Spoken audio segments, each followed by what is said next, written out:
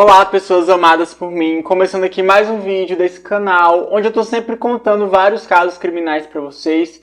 Já tem bastante vídeo aqui onde eu conto vários casos. Eu vou deixar aqui na descrição uma playlist pra depois que acabar esse vídeo você ir lá assistir. Dá um like aqui pra mim, um like insano no começo do vídeo pra me ajudar a divulgar o meu trabalho. É de graça. E é isso aí. Me segue nas outras redes pra você não ficar por fora de nenhuma novidade, porque eu sempre dou as novidades em primeira mão por lá e também peço pergunta, interajo bastante e também gravo outro tipo de conteúdo. Não esquece de comentar uma coisa aqui bem legal para você aparecer no nosso próximo Mural Insano, beleza? E é isso aí. Aviso, entregue, recado dado, vamos pro caso.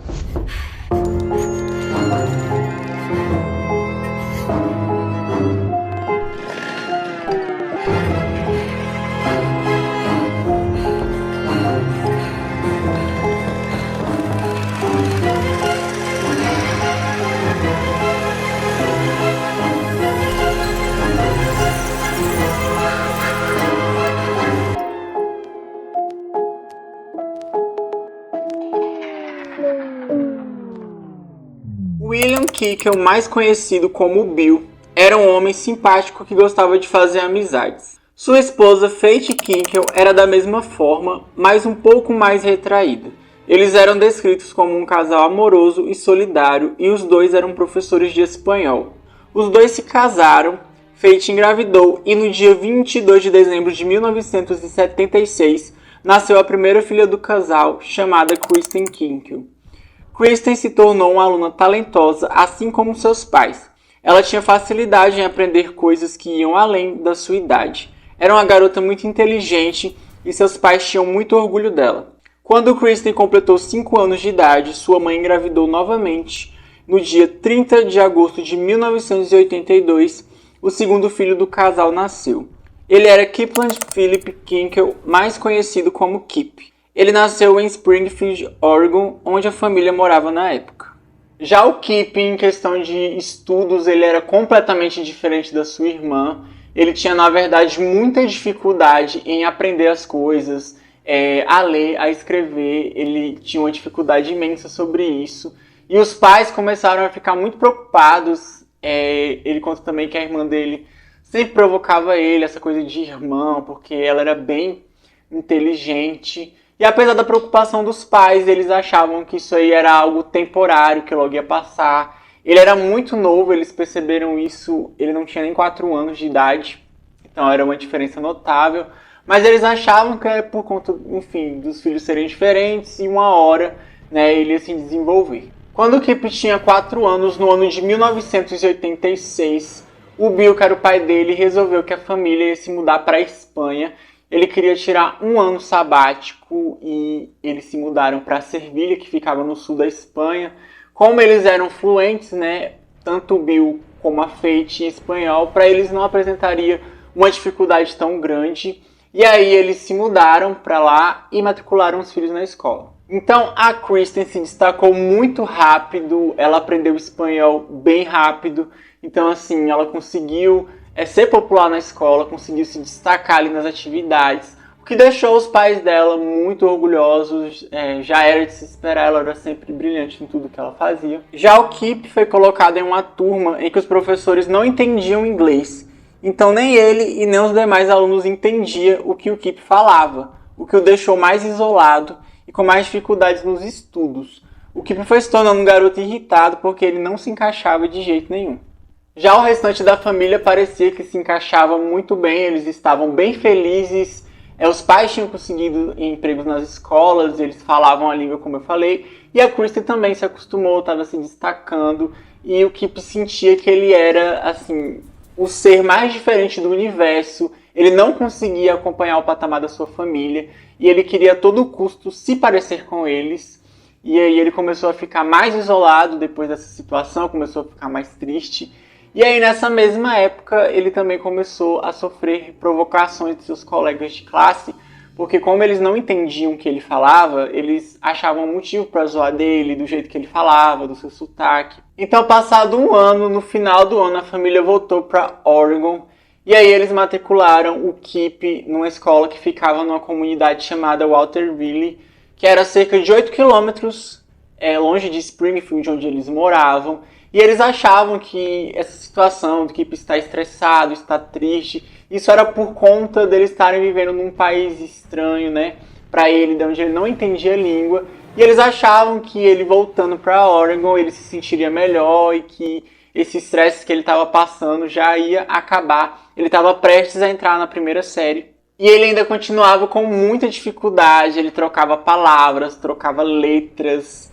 E aí ele se matriculou nessa nova escola. E o que o Kip sentia é que ele estava decepcionando seus pais, que ele não era tão inteligente o quanto eles queriam, enquanto eles esperavam que ele fosse.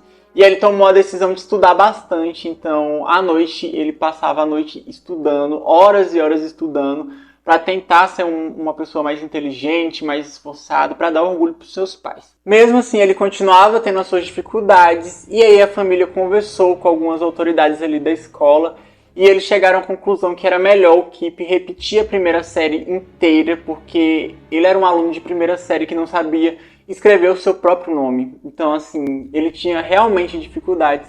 E aí, nessa mesma época, ele foi diagnosticado com dislexia. E aí eles decidiram que colocariam ele em aulas especiais, que ele precisava de todo um acompanhamento, mas para isso se tornar possível ele tinha que fazer alguns testes ali para saberem que realmente ele tinha dificuldade. Kip fez então os testes e teve uma pontuação acima do percentual. Ele tirou 90 pontos no teste de inteligência, o que significava que ele era extremamente inteligente e talentoso. Kip também se saiu super bem no exame neurológico. Porém, nas atividades motoras apresentou pontuações muito baixas, ele tinha problemas de ortografia que não eram considerados normais para um aluno de segunda série. Por exemplo, ele não conseguia soletrar o próprio nome. Então ele teve mesmo que repetir a primeira série, mas foi criado um programa especial de estudos para ele, um acompanhamento. Então o Kip começou a se destacar. Ele passou a receber apenas notas A e B no seu boletim. Então nesse ano que ele repetiu a primeira série, ele foi super elogiado pelos seus pais, porque ele estava se destacando bastante. E os pais esperavam que ele continuasse por esse mesmo caminho. Quando o Kip tinha 15 anos, ele começou a se interessar por outras coisas. E aí ele teve um interesse muito específico por armas, por bombas, por explosivos, o que rapidamente foi desencorajado pelo seu pai. Mas aí depois o pai dele acabou voltando atrás, vendo que o Kip ele se interessava por alguma coisa. O Bill, vendo que o filho tinha interesse em alguma coisa, ele resolveu matricular ele em um curso de segurança com armas de fogo, para ele aprender mais sobre, aprender a atirar e tal. E aí ele também deu um rifle de cano longo para ele, calibre 22, e também uma pistola Glock. Até então, o Kip nunca tinha causado problemas muito grandes para a escola ou para a família. Só que aí o comportamento dele começou a mudar quando ele tinha lá pelos 14, 15 anos. Ele deixou de querer ser um garoto tão esforçado assim nos estudos e ele começou a arrumar diversos problemas para os pais e também que envolviam a polícia. Kip comentava na escola sobre cometer atos de violência, dizendo que queria entrar no exército dos Estados Unidos após se formar, porque queria descobrir a sensação de tirar a vida de alguém. Certa vez ele fez uma apresentação na escola de como fazer bombas caseiras em uma aula de oratório. Uma vez Kip colocou bombas de fedor nos armários dos seus colegas. Alguns alunos o achavam agressivo e o descreveram como um garoto estranho que gostava de bandas de rock. Kip também era apaixonado pelo filme Romeu mais Julieta de 1996, uma das adaptações modernizadas da obra que apresenta o uso intenso de armas de fogo. Ele até já usou esse filme em um trabalho da sua aula de inglês. Quando estava na 8ª série, Kip foi pego roubando CDs em uma loja. Ele também jogava pedras em carros. E por causa disso ele foi condenado a 32 horas de serviço comunitário. Outra vez ele foi suspenso da escola por 2 dias por agredir um aluno que havia o empurrado 2 vezes. Os pais do Kip começaram a ficar muito preocupados com o comportamento dele. E aí eles começaram a levar ele para o psicólogo, onde ele fez algumas sessões. E eles também inscreveram ele em uma aula de controle de raiva, onde ele frequentava ali algumas vezes, para aprender a se conter melhor, porque ele era muito nervoso. Então, no mês de maio de 1998, um dos colegas do Kip acabou aparecendo na escola com uma arma. Era uma pistola Beretta modelo 90, calibre 32, que estava com 9 cartuchos carregados também junto com ela. E aí ele mostrou essa arma pro Kip e ele disse que era do pai dele, que ele tinha pegado escondido e que queria vender. E o Kip ficou super interessado em comprar essa arma. O Kip acabou comprando ela por $110 e aí ele pegou e escondeu no armário dele. Quando o pai desse colega dele percebeu que a arma dele tinha sumido, ele foi fazer uma denúncia na polícia dizendo que ele tinha sido roubado. E aí ele fez uma lista com o nome de várias pessoas que ele considerava que fossem suspeitos ali. E no meio dessa lista também tinha alguns alunos da escola que o filho dele estudava. Só que não tinha o nome do Kip nessa lista. Então o pai dele nem pensou que poderia ser ele. Só que aí a escola considerou o Kip um suspeito por conta do comportamento dele. Então o colégio também resolveu colocar o nome dele nessa lista e aí ele foi interrogado pela polícia. Nesse interrogatório ele acabou confessando o que ele tinha feito. Ele disse: "Olha, eu vou ser bem sincero com vocês, a arma está no meu armário." A polícia foi até lá e encontrou ela dentro de um saco plástico no armário do Kip. Então nesse mesmo dia, que era dia 20 de maio de 98, o Kip foi expulso da escola que ele estudava, que era Thurston High School. Ele tinha que passar ainda por uma audiência de expulsão, então foi meio que uma suspensão. O Kip também acabou sendo preso por conta, de toda essa situação que aconteceu na escola. Só que aí ele foi solto na mesma tarde e a família dele foi informada. Então às 3 horas da tarde, o Bill foi buscar ele na delegacia e eles foram para casa.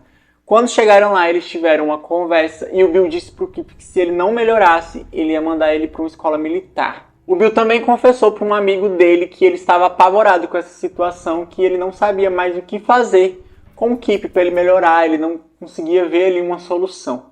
Então, por volta das 3h30 da tarde, Kip pegou uma pistola calibre 22 que estava em seu quarto. Depois caminhou até o quarto de seus pais, onde estavam as munições. Kip carregou a arma. Enquanto isso, seu pai estava sentado tomando um café no balcão da cozinha. Kip chegou por trás do pai e disparou na nuca dele, que não resistiu, e acabou falecendo aos seus 59 anos de idade. Kip arrastou o corpo do pai até o banheiro e cobriu com uma toalha. Depois disso, Kip ficou esperando na sala de estar a sua mãe chegar em casa. Enquanto ele esperava, ele recebeu alguns telefonemas de pessoas querendo falar com seus pais, mas ele disse que os pais não estavam em casa. Então a mãe dele, a Faith, acabou chegando em casa por volta das 6 horas da tarde e aí ela já pegou o carro dela e foi estacionar na garagem. O Kip estava por dentro da casa e ele caminhou por dentro e desceu o porão que dava acesso à garagem. Na verdade ele nem desceu, ele ficou no topo da escada e a mãe dele pediu para ele ajudar ela a pegar algumas coisas que estavam ali no carro. Mas lá do topo da escada, o Kip acabou disparando contra sua mãe também. 2 disparos acertaram na nuca da Faith, 3 no rosto e 1 no coração. E o mais, sinistro, insano disso tudo, é que antes dele puxar o gatilho, ele disse pra mãe que amava ela. E aí ele atirou. A Kristen não estava em casa nesse momento, então foi por isso que ela se salvou. Talvez se ela estivesse na casa, ele também teria tirado a vida dela, mas ela não estava em casa nesse momento. Como eu falei pra vocês, nesse dia ele tinha uma audição de expulsão da escola, mas ele acabou não aparecendo. E aí passou a tarde, chegou a noite, e o Kip pegou a pistola e mirou contra a própria cabeça, com a intenção de tirar a sua vida, mas ele não conseguiu fazer isso. Então no dia seguinte, no dia 21 de maio, bem cedo pela manhã, o Kip ficou escutando no CD Play várias vezes a mesma música, que era uma música que fazia parte da trilha sonora do filme que ele tanto amava, que era Romeu mais Julieta, que eu já citei pra vocês. Era uma ópera dramática, ele ficou escutando isso várias vezes. E aí, antes das 8 da manhã, ele pegou o carro da sua mãe, que era um Ford Explorer, e dirigiu até as proximidades da escola. Ele estacionou ali perto a 2 quarteirões da escola. Kip então deixou o carro e saiu correndo em direção ao colégio. Ele passou os portões da escola às 7h55 da manhã. Kip estava usando um sobretudo, levando uma pistola Glock calibre 19, um rifle calibre 22 e uma pistola calibre 22. E 2 facas de caça e 1.127 cartuchos de munição. Kip efetuou alguns disparos no pátio da escola, mas logo correu para o refeitório. Antes de sair do pátio, ele disparou contra um aluno chamado Ben Walker, de 16 anos. Ben ainda foi levado para o hospital, foi colocado em aparelhos para ajudar a respirar até a chegada de seus pais, mas ele acabou não resistindo. No refeitório da escola tinha cerca de 200 alunos. Kip então abriu fogo contra eles. Kip disparou 50 vezes, atingindo um total de 34 alunos e tirando a vida de 2 garotos. O Ben, como eu já falei para vocês, e outro aluno chamado Michael Nicolausson, de 17 anos. Nesse momento na escola tinha cerca de 300 alunos. O rifle do Kip acabou ficando sem munição e aí ele parou para carregar. Só que enquanto ele fazia isso, um aluno chamado Jacob Reich reuniu mais 7 alunos e eles foram para cima do Kip para tentar imobilizar ele, para tentar parar ele. No momento que o Kip percebeu que isso estava acontecendo, ele puxou a pistola que estava no seu cinto e deu um disparo. E esse disparo acabou acertando o Jacob e ele já tinha sido atingido, ele estava ferido, ele foi atingido de novo. E esse mesmo disparo também pegou em outro aluno que estava tentando parar ele. Mesmo assim, ele conseguiu ser desarmado pelos alunos e eles ficaram segurando o Kip até a chegada da polícia. Enquanto isso acontecia, o Kip gritava várias vezes pedindo para os alunos matarem ele, que era isso que ele merecia, que era isso que tinha que acontecer. Só que óbvio que eles não fizeram isso. A polícia chegou na escola às 8h04 da manhã e aí levaram o Kip para a delegacia às 8h50. Os alunos foram levados para o hospital, alguns tinham ferimentos, outros só estavam muito nervosos. E nesse total, só 2 vítimas foram fatais. O Jacob, inclusive, que foi ferido, que eu falei para vocês que tentou parar o Kip, ele teve o pulmão perfurado, mas aí ele conseguiu se recuperar completamente. Ele até recebeu uma medalha de honra dos escoteiros da América, pelo seu ato de heroísmo. Já na delegacia, mesmo o Kip com as mãos algemadas, ele conseguiu puxar uma faca que estava escondida na sua bota.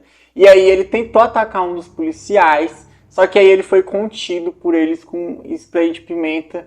E ele disse que fez isso com a intenção do policial tirar a vida dele, depois do ataque, matar ele, ou qualquer coisa assim do tipo. E ele ainda tentou cortar os seus próprios pulsos usando essa faca, mas os policiais também não deixaram. Ele foi interrogado e todo o interrogatório dele foi gravado e ele confessou que tinha sido ele, é claro, óbvio, na escola. Mas aí ele confessou também que ele tinha tirado a vida dos pais dele, inclusive todos esses detalhes que eu falei pra vocês. Lá na casa foi ele mesmo que contou, a maioria dos detalhes desse caso foi ele que contou. E aí a polícia viu que tinha mais um caso, não foi só na escola. Então, com a confissão do Kip, a polícia foi enviada até a sua casa. Chegaram lá às 9h30 da manhã. Na mesa de centro da sala de estar da família, eles encontraram um bilhete escrito por Kip, que descrevia o motivo de ter matado os pais. Lá dizia: acabo de registrar 2 crimes na minha ficha. Meus pais jamais poderiam aceitar isso. Isso os destruiria. O constrangimento seria demais para eles. Eles não conseguiriam viver consigo mesmos. A minha cabeça simplesmente não funciona direito. Malditas sejam essas vozes na minha cabeça. Eu tenho que matar pessoas, não sei porquê. Não tenho outra escolha. Na casa, a polícia também encontrou o CD play que ele estava ouvindo aquela música e ela ainda estava tocando, inclusive, porque ele tinha botado no modo repetir. Ela ficou lá repetindo a manhã inteira. Eles também encontraram bombas caseiras feitas em latas de refrigerante. Também tinha outra bomba no extintor de incêndio.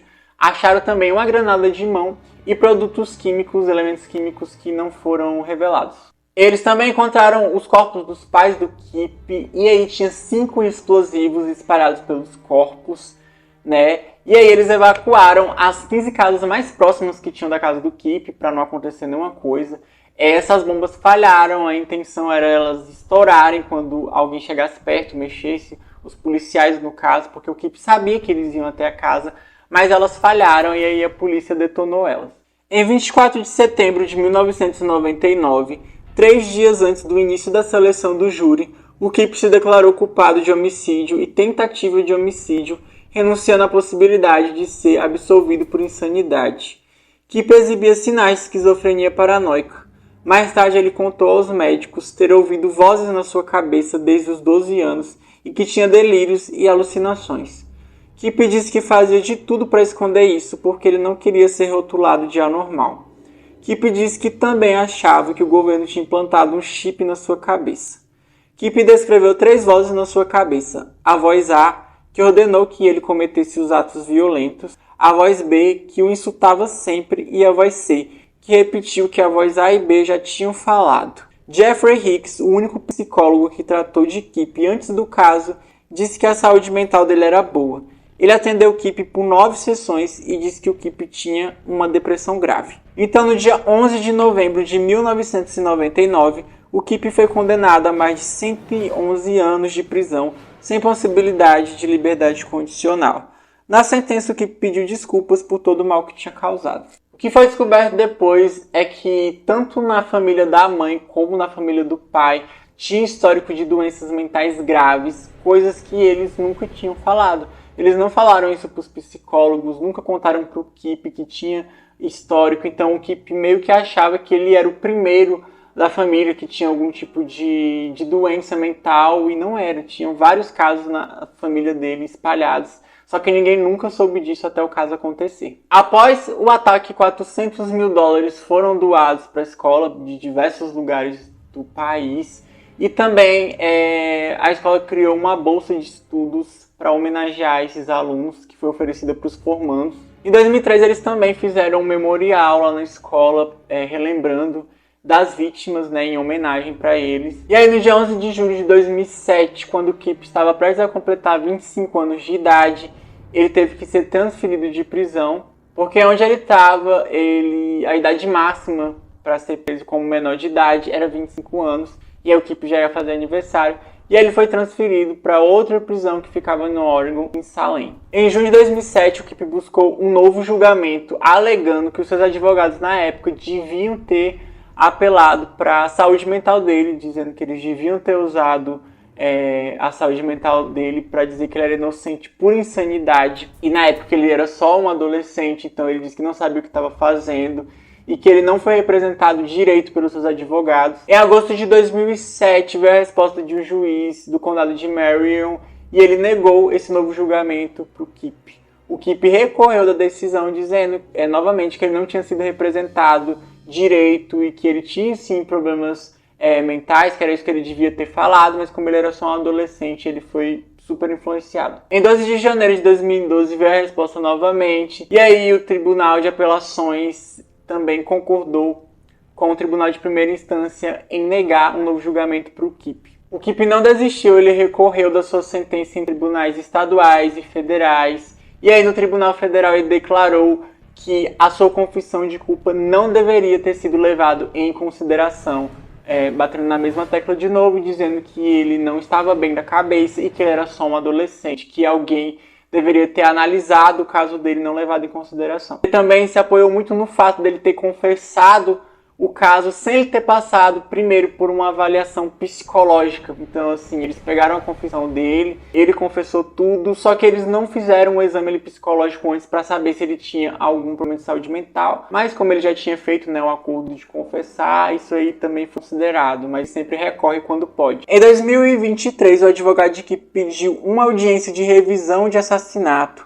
Essa audiência determina se Kip está reabilitado ou é capaz de se reabilitar. Os advogados alegaram que ele era um adolescente de 15 anos doente e que não entendia o que estava acontecendo. Kip diz que sente uma tremenda culpa e vergonha. Kip não está tecnicamente cumprindo uma prisão perpétua. Em vez disso, ele cumpre 4 sentenças simultâneas de 25 anos por homicídio e mais 87 anos por tentativa de homicídio. Isso o torna inelegível para uma audiência de revisão. Assim decidiu o Conselho no mês de março de 2023. Enfim, sempre está acontecendo esse tipo de coisa, ele sempre recorre, sempre revisam o caso dele, mas sempre é negado e eu duvido muito que ele saia da prisão. E eu vou deixar para vocês aqui um link que explica melhor, né, o que está acontecendo, essas notícias mais recentes sobre esses acordos que ele tenta fazer. Vou deixar aqui o link para vocês.